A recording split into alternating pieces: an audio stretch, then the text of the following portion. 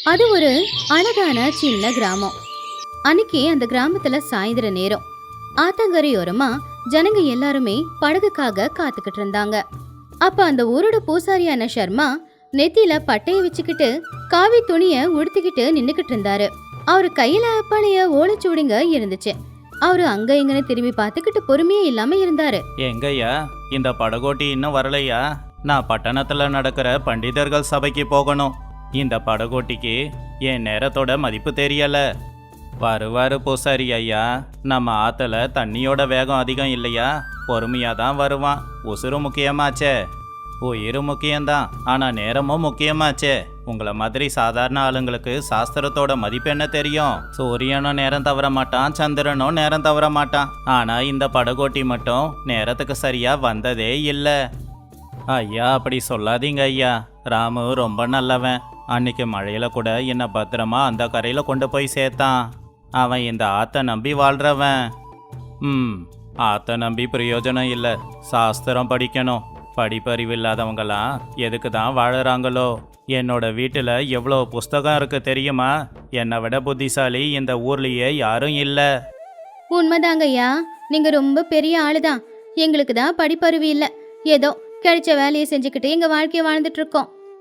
அது உங்க கெட்ட நேரம். போன ஜென்மத்துல என்ன பாவம் பண்ணீங்களோ இந்த ஜென்மத்துல படிப்பே ஏறல. சரி சரி, அதோ படகு வருது. முதல்ல நான் ஏறிக்கிறேன். என்னோட துணி உங்க மேல படக்கூடாது. ஒதுங்குங்க. ராமு படகு கொண்டு வந்து கரையில நிப்பாட்டினா. படகுல இருந்து ஆட்கள் எல்லாம் இறங்கி போனதுக்கு அப்புறமா சர்மா யாரோட கையும் அவர் மேல படாத மாதிரி பொறுமையா ஏறி படகுல உக்காந்தாரு. அதுக்கப்புறம் எல்லாரும் உக்காந்தாங்க. கும்பிடுறங்க ஐயா. வாங்க வந்து கவனமா உட்காருங்க. உக்காந்துட்டேன். ஏற்கனவே தாமதமா வந்திருக்க.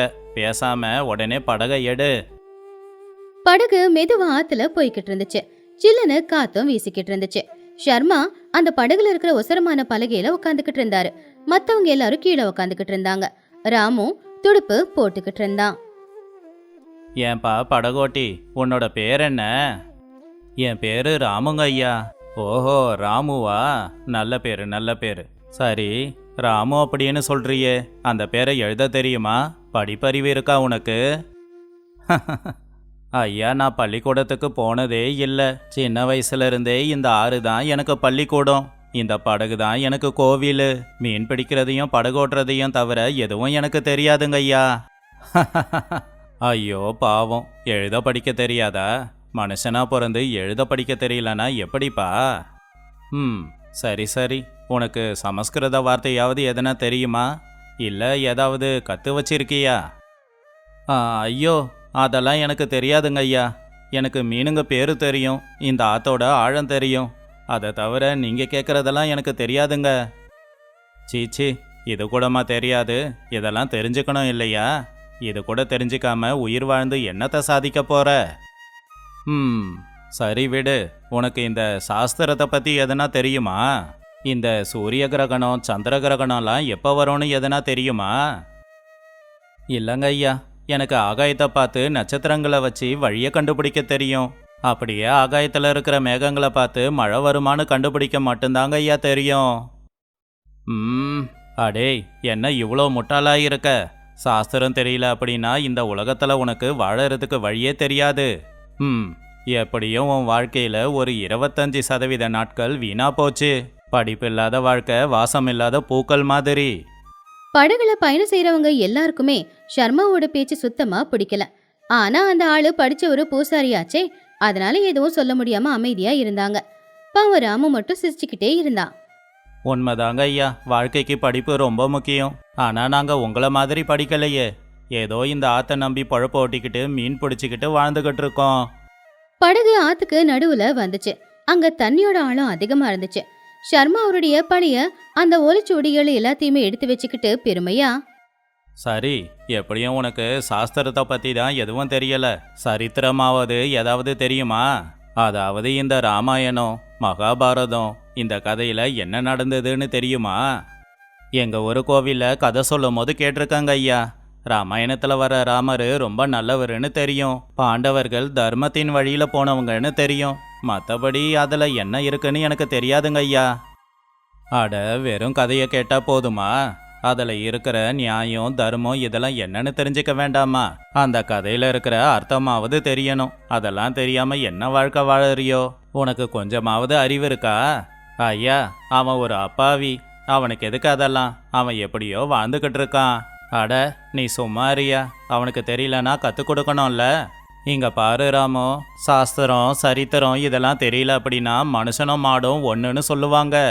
உன் வாழ்க்கையில் கிட்டத்தட்ட பாதி முடிய போகுது. பாதி வாழ்க்கையை வீணாதான் ஆக்கியிருக்க. இதெல்லாம் எப்போ கற்றுக்க போற? என்ன பண்ணுறதுங்க ஐயா, வயிற்று பழப்புக்கே நேரம் பத்தலை. இதில் எங்கேருந்து படிக்கிறது? நீங்கள் தான் எதனா கற்றுக் கொடுக்கணும். நான் கற்றுக் கொடுத்தாலும் அதை புரிஞ்சிக்கிற திறன் உங்ககிட்ட இருக்கணுமே.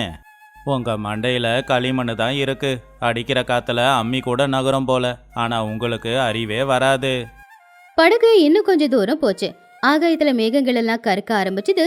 காத்தும் சில்லுன்னு வீசுச்சு. படகு அசைய ஆரம்பிச்சுது. ஆனா சர்மா அதை கவனிக்கல. ஏன்னா மத்தவங்கள மட்டம் தட்டுறதுல தான் அவர் கவனம் இருந்துச்சு. சரி ராமு, அதெல்லாம் இருக்கட்டும். இந்த ராஜா காலத்து சாஸ்திரம் என்னன்னு உனக்கு தெரியுமா? ஒரு ராஜா எப்படி இருக்கணும், ஜனங்களை எப்படி பார்த்துக்கணும், சாணக்கியன் சொன்ன நீதிகள் எதுனா தெரியுமா? ஐயோ, ராஜா காலத்தை பற்றி எல்லாம் எனக்கு என்னங்க ஐயா தெரியும்? எனக்கு தெரிஞ்சதெல்லாம் ஜமீன்தார் ஐயா. அவருக்கு வரி கட்டணும். அதை தவிர எதுவும் எனக்கு தெரியாது. பாத்தியா, நீ எவ்வளோ பெரிய முட்டாள்னு. உனக்கு ராஜாவை பற்றியும் தெரியல, ஆட்சி ஆள்றத பற்றியும் தெரியல, சாஸ்திரமோ வேதமோ தெரியல. இதெல்லாம் தெரியாம நீ எதுக்கு தான் உயிர் வாழற அப்படின்னு தான் எனக்கு புரியல. உன் வாழ்க்கையில முக்காவாசி வாழ்க்கை போயிடுச்சு. நீ இனி இந்த பூமிக்கு பாரந்தான். உன்னால இந்த பூமிக்கு எந்த ஒரு பிரயோஜனமும் இல்லை. இந்த வார்த்தை ராமுவோட மனச காயப்படுத்துச்சு. ஆனா அவன் எதுவுமே சொல்லல. அமைதியா துடுப்பு போட்டுக்கிட்டு இருந்தான். அப்போ சுப்பம்மா அவங்க பேச்சுல குறுக்குல வந்து, பூசாரி ஐயா, அவ்வளவு பெரிய வார்த்தையே சொல்லாதீங்க. அவன் நல்லவன், யாரோட வயிற்றுலையும் அடிக்காதவன், கஷ்டப்பட்டு உழைக்கிறவன். இது போதாதா? அறிவில்லாம வாழ்றதும் ஏமாத்து வேலை தான் சுப்பம்மா. அவனே ஏமாத்திக்கிறான். ஷர்மா பேசிக்கிட்டு இருக்கும் போதே ஆகாயத்துல இருக்கிற மேகங்கள் எல்லாம் கருப்பா மாறி இடி மின்னல் சத்தத்தோட பெரிய காத்தோட மழை பெய்யவும் ஆரம்பிச்சுது. காத்து வேகமா அடிச்சதுனால ஆத்துல இருக்கிற தண்ணியோட வேகமும் அதிகமாச்சு. படகு அந்த தண்ணியில மாட்டிக்கிட்டு அசைய ஆரம்பிச்சுது. ஐயோ, காத்து மழை. ராமு, படகை இறுக்கமா பிடிச்சிக்கோ. தண்ணி உள்ள வருது. கடவுளே காப்பாத்து. கரை இன்னும் ரொம்ப தூரத்துல இருக்கே. ஷர்மாவுக்கு ரொம்ப பதட்டமாயிடுச்சு. அவர் கையில வச்சிருந்த ஓலைச்சுவடிகள் தண்ணியில விழுந்துருச்சு. படகு அங்க இங்கன்னு அசையும் போது அவருக்கு உசுரே போன மாதிரி இருந்துச்சு. அட, என்ன இது, என்ன இது? படகு ஏன் இப்படி அசையுது? ராமு, ஒழுங்கா ஓட்டு. என் துணி வேற நனையுது. ஐயா, இது சாதாரண காத்து இல்லை, இது புயல் காத்து. புயல் காத்தை தாக்கு பிடிக்கிறது ரொம்ப கஷ்டங்க. என்னால் சரியா துடுப்பு கூட போட முடியல. அப்பதான் ஒரு பெரிய அலை வந்து அந்த படகை மோதிச்சு. படகுக்குள்ள நிறைய தண்ணியும் வந்துச்சு. படகு ஒரு பக்கமா சரிஞ்சுது. அப்போ ஒரு பாறையில பட்டு அந்த படகுல ஒரு ஓட்டையாச்சு. அந்த ஓட்டு மூலமா படகுக்குள்ள நிறைய தண்ணி வந்துச்சு. ஐயோ, படகு முழுகுதே, நாம செத்து போயிடுவோம் போல. காப்பாத்துங்க, யாராவது காப்பாத்துங்க. படகு பாதி தண்ணியில முழுகிடுச்சு. எல்லாரும் பயந்துகிட்டு இருந்தாங்க. ராமு மட்டும் தைரியமா இருந்தான். அவன் தைரியமா எழுந்துச்சு நின்னு, எல்லாரும் கேளுங்க, படகு முழுகிக்கிட்டு இருக்கு. இப்ப யாரோட உயிரையும் யாரும் காப்பாற்ற முடியாது. உங்க உயிரை நீங்க தான் காப்பாத்திக்கணும். எல்லாரும் ஆத்துல குதிங்க. கரை பக்கத்துல தான் இருக்கு, நீந்திக்கிட்டே போயிடலாம். படகுல இருந்தவங்க மத்தவங்க எல்லாருமே ஆத்துல குதிச்சாங்க. ஆத்துல தண்ணி வேகம் அதிகமா இருந்தாலும் அவங்க கஷ்டப்பட்டு நீந்தி கரையை நோக்கி போய்கிட்டு இருந்தாங்க. இப்போ படகுல இருக்கிறது ஷர்மாவும் ராமுவும் மட்டும்தான். ஷர்மா பயத்துல அந்த படகு இறுக்கமா பிடிச்சுக்கிட்டு இருந்தாரு. அப்ப ராமு, ஐயா, நீங்க எதுக்கு இன்னும் உட்காந்துக்கிட்டு இருக்கீங்க? படகு ஒரு நிமிஷத்துல மூழ்கிடும், சீக்கிரமா குதிங்க. அப்ப ஷர்மா நடுங்குற குரல்ல, ஐயோ, குதிக்கணுமா? தண்ணியோட வேகம் வேற அதிகமா இருக்கே. இந்த ஆறு வேற ரொம்ப ஆழம். என்னங்க ஐயா, நீங்க எல்லாம் தெரிஞ்சவராச்சே. உங்களுக்கு சாஸ்திரம் தெரியும், ராமாயண மகாபாரத கதை எல்லாமே தெரியும். அதெல்லாம் இப்போ உங்களை காப்பாத்தாதா? டே ராமு, கிண்டல் பண்ணாதடா, எனக்கு ரொம்ப பயமா இருக்கு. ஐயா, நான் ஒரு சின்ன கேள்வி கேட்குறேன். உங்களுக்கு நீச்சல் சாஸ்திரம் தெரியுமா? உங்களுக்கு நீச்சல் அடிக்க வருமா? இல்லை ராமு, நான் சின்ன வயசுலேருந்து நிறைய புத்தகங்களை படிச்சிருக்கேன். ஆனால் எப்போவுமே ஆற்றுல இறங்குனதில்லை. எனக்கு நீச்சல் தெரியாது. ராமு பாவமாவும் அதே நேரம் கம்பீரமாவும் ஷர்மாவை பார்த்தான். என்னங்க ஐயா சொல்றீங்க? எவ்வளோ பெரிய தப்பு இது. எனக்கு சாஸ்திரம் தெரியாது, ஆனால் நீச்சல் தெரியும். என் உயிரை நான் காப்பாற்றிப்பேன். ஆனால் உங்களுக்கு அவ்வளோ சாஸ்திரம் தெரியும், ஆனால் உயிரை காப்பாற்றிக்க தேவையான நீச்சல் தெரியலையே. ஐயோ, இப்போ உங்கள் முழு வாழ்க்கையும் வீணாக போக போகுது. இந்த தண்ணியில் உங்கள் மொத்த அறிவும் மூழ்க போகுது. ஆனால் நான் கற்றுக்கிட்ட இந்த நீச்சல் என்ன காப்பாற்ற போகுது. ராமு, நான் பேசுனது தப்பு தான். என் தப்பை நான் புரிஞ்சுக்கிட்டேன். இனி அப்படி பேச மாட்டேன். என்னை காப்பாத்துடா. என் சொத்து மொத்தமும் உனக்கு நான் கொடுக்கறேன். படகு முழுசாவே தண்ணியில முழுகிடுச்சு. ஆத்துல விழுந்த ஷர்மா கையை தூக்கி காப்பாத்துங்க காப்பாத்துங்க அப்படிங்கிற மாதிரி சத்தமா கத்துனாரு. ராமுவும் தண்ணியில குதிச்சான். அவன் சுலபமா நீந்திக்கிட்டு கரையை போய் சேரலாம். ஆனா தண்ணியில மாட்டிக்கிட்டு தவிச்சுக்கிட்டு இருந்த ஷர்மாவை விட்டுட்டு போக அவனுக்கு மனசு வரல. அதனால அவரையும் இழுத்துக்கிட்டு அவன் கரையை நோக்கி போனான். ஐயா, என்னை இறுக்கமா பிடிச்சிக்கோங்க. நீங்க பதட்டப்பட்டு என்னையும் பதட்டமாக்கிடாதீங்க. பாவம் ராமு அவனுடைய பலம் எல்லாத்தையுமே பயன்படுத்தி ஷர்மாவையும் இழுத்துக்கிட்டு கஷ்டப்பட்டு நீச்சல் திறமையால கரையை நோக்கி போய்கிட்டு இருந்தான். பயத்துல ஷர்மாவுக்கு மயக்கம் வந்துருச்சு. ராமு கஷ்டப்பட்டு அவரை தூக்கிக்கிட்டு கரைக்கு கொண்டு வந்து சேர்த்தான். ஷர்மா இன்னும் மயக்கத்துல தான் இருந்தாரு. மழை நின்னு போச்சு. மழை நின்னு போனதுக்கு அப்புறமா தான் அவரு கண்ணை திறந்து பார்த்தாரு. பக்கத்துல ராமு உட்காந்துக்கிட்டு இருந்தான். ஷர்மா உயிர் தப்பிச்சதுக்கு சந்தோஷமா இருந்தாலும் அவருடைய திமிரு நினைச்சு அவரு ரொம்பவும் வருத்தப்பட்டாரு. ராமு, என்னை மன்னிச்சிடு. உன்னை நான் ரொம்ப அசிங்கப்படுத்திட்டேன். உன் வாழ்க்கையே வீண் சொன்னேன். ஆனா இன்னைக்கு நீ மட்டும் என்னை காப்பாத்தல அப்படின்னா என் வாழ்க்கை தான் வீணா போயிருக்கும். நான் கத்துக்கிட்ட சாஸ்திரம் என்னை காப்பாத்தல. நீ கத்துக்கிட்ட நீச்சல் தான் காப்பாத்தி இருக்கு. ஐயோ ஐயா, நீங்க பெரிய மனுஷங்க. நீங்க சொல்றதும் உண்மைதான். படிப்பு வாழ்க்கைக்கு ரொம்ப முக்கியம்தான். ஆனா படிப்பு இருந்தா மட்டும்தான் வாழ முடியும்னு இல்லை. நீங்க புத்தகத்துல பாடம் கத்துக்கிறீங்க, நாங்க வாழ்க்கையில இருந்து பாடத்தை கத்துக்கிறோம். சாஸ்திரங்களால உங்களுக்கு சாப்பாடோ கௌரவமோ கிடைக்கலாம். ஆனா ஆத்துல நீச்சல் தெரியல அப்படின்னா எல்லாமே வீணாதாங்க ஐயா போகும்.